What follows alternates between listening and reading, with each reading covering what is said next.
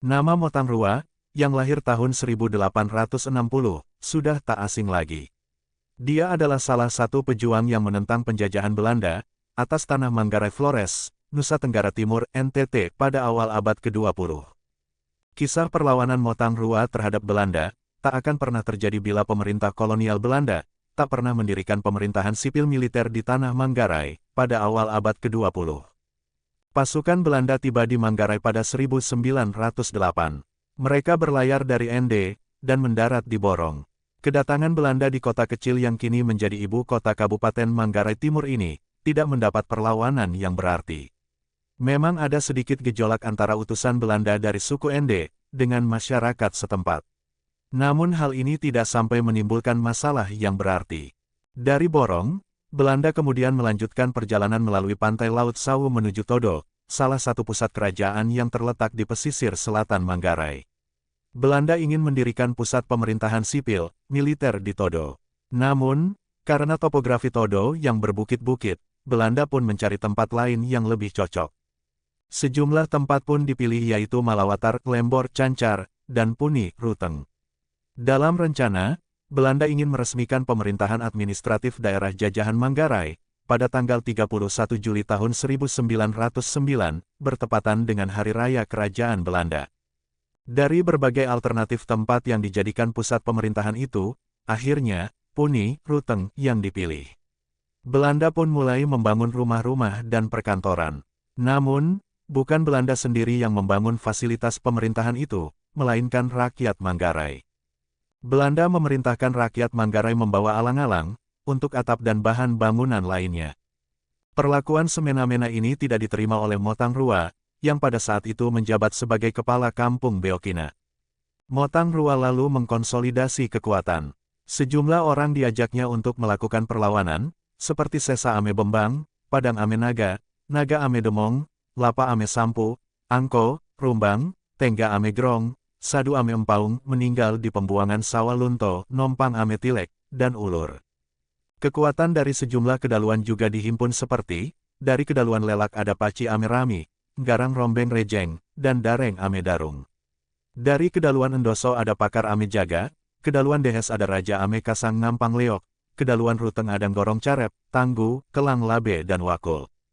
Dia juga mengajak adik dan kakaknya sendiri yaitu Ranggung Lalong Elor, Parang Ame Panggung, Gelong, Parum Jalagalu, Lancur Lalong Pongkor, Latu Landorata, Tangur, Nicik, Gangga, Anggang Ame Geong, Nancung Lakirani, Tagung, Dorok, Corok, Rede, Seneng, Talo, Hasa, dan Andor Jagu. Kekuatan rakyat pun dikerahkan untuk mendirikan benteng Kuwu, serta memboikot rakyat lainnya yang berasal dari arah wilayah Lelak, Endoso, Kolang dan Rahong, agar tidak menghantar bahan bangunan serta makanan untuk kepentingan Belanda di Ruteng. Alang-alang, ijuk, dan balok dipotong-potong baru kemudian dikirim ke Ruteng. Atas perlakuan itu, maka Belanda menyuruh kurir khusus bernama Japa Ame Iba. Sesampai di Waikang, Japa Ame Iba memukul seorang rakyat yang bernama Unduk, pengantar alang-alang. Karena peristiwa pemukulan itu, maka Motangrua membunuh utusan khusus itu. Serdadu Belanda pun gusar. Belanda kemudian memanggil Dalupasa, Sesa Ame Bembang ke Puni, Ruteng, pada tanggal 31 Juli tahun 1909. Melalui Dalupasa ini, Belanda memerintahkan agar Motangrua menghadap Belanda. Alih-alih menghadap, Motangrua malah menantang. Kami tidak akan takluk kepada Belanda, sampai kami mati, dan tanah ini, tidak rela kami serahkan kepada orang gerak kulit putih. Kurang lebih seperti itulah tantang yang diberikan Motangrua saat itu. Mendapat perlawanan, Belanda tak tinggal diam. Sebuah ekspedisi bersenjatakan 12 karabin pun dilakukan ke Beokina, tempat Motangrua berada. Namun, pasukan Motangrua menghadang serdadu Belanda di Ngalorsua, dekat sekolah Santo Claus Kuwu. Sebanyak 10 serdadu Belanda tewas dan senjata mereka dirampas.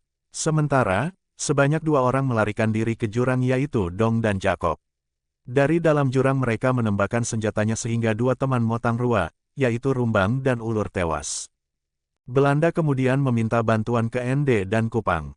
Bantuan pasukan Belanda dari Ende, di bawah pimpinan Letnan Sepandau, tiba di Ruteng tengah malam pada tanggal 9 Agustus tahun 1909. Setelah pasukan Belanda tiba, penyerangan ke Beoqina kembali dilancarkan dengan perencanaan yang matang. Tanggal 10 Agustus tahun 1909, terjadilah pertempuran di Benteng Kuu, Watu Toge, antara serdadu Belanda dan pasukan Motangrua. Pasukan Belanda datang dari arah selatan Ruteng, Wael Lerong Tukenikit, dan sampailah di Kuu. Kekuatan Belanda dengan perlengkapan modern itu dengan sekejap menghancurkan pasukan Motangrua. Ratusan pejuang rakyat tewas dan luka-luka. Beberapa yang tewas dari pasukan Motangrua saat itu adalah Latu, Santung, Corok, Unduk, Rampak, Tubi Melubir. Motangrua bersama pasukan yang hidup pun mundur ke Beoqina. Sampai di Beoqina, Motangrua mendirikan bendera putih Tuntul Bakok sebagai tanda takluk. Karena ada tanda takluk, kampung Beoqina tidak dibakar Belanda. Sementara, beberapa kampung di sekitar Beoqina seperti Kondong, Lenteng dan Poka di bumi hanguskan Belanda. Selanjutnya, Motangrua melakukan perang gerilya. Dia melakukan perlawanan dari Gua, Cuncawene, di Raka Endoso. Akibatnya, meletuslah perang perlawanan pasukan Wetik yang dipimpin oleh pasukan Rengge Amecences. Perlawanan lain juga terjadi di Longka Pacar, di bawah pimpinan Dalu Pacar yaitu Macang Pacar. Dalam pertempuran itu, 35 pejuang rakyat tewas, termasuk Macang Pacar yang kepalanya dipenggal Belanda dan dibawa ke reok untuk dipertontonkan di hadapan rakyat. Belanda pun gusar dan ingin mendapatkan Motangrua, baik dalam keadaan hidup maupun mati. Untuk itu, Belanda menyandera dan menyiksa keluarga Adak Pongkor di Puni, Ruteng. Belanda mengancam melakukan pemusnahan terhadap seluruh keluarga Adak Pongkor, dengan tuduhan sebagai penjahat perang. Perlu diketahui, Motangrua adalah anak Wina, dari Adak Pongkor. Ibu Motangrua yang bernama Wakung adalah Weta, saudari, dari Adak Pongkor, Kraeng Wanggur Laki Teke, Laki Mangir.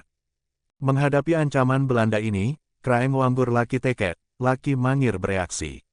Atas inisiatif Kraeng Baso, salah satu putra Kraeng Wanggur Laki Teke, diupayakan pencarian terhadap Motangrua. Kraeng Baso tahu di mana Motangrua bersembunyi.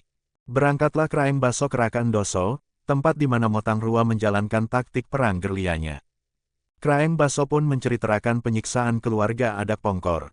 Iba mendengar cerita mengenai penyiksaan keluarga Adak Pongkor, Motangrua pun meminta agar Kraeng Baso melepas seekor ayam jantan putih hidup-hidup di Pongkor. Ini merupakan cara menghilangkan kekuatan supranatural yang dimiliki Motangrua. Kekuatan itu yang membuat ia tidak dapat dilihat oleh sesama manusia, Beko Pepot. Kraeng Baso pun melakukan apa yang dimintakan itu. Setelah itu dilakukan, Motangrua akhirnya dapat dilihat oleh Belanda maupun sesama secara kasat mata. Motangrua lalu menyerahkan diri ke markas Belanda di Puni, Ruteng. Setelah menyerahkan diri, Belanda mengadili Motangrua dan juga kawan-kawan. Melalui pelabuhan Reo, Motangrua dan kawan-kawan dibawa ke Ende, lalu ke Kupang dan terakhir di Makassar untuk diadili.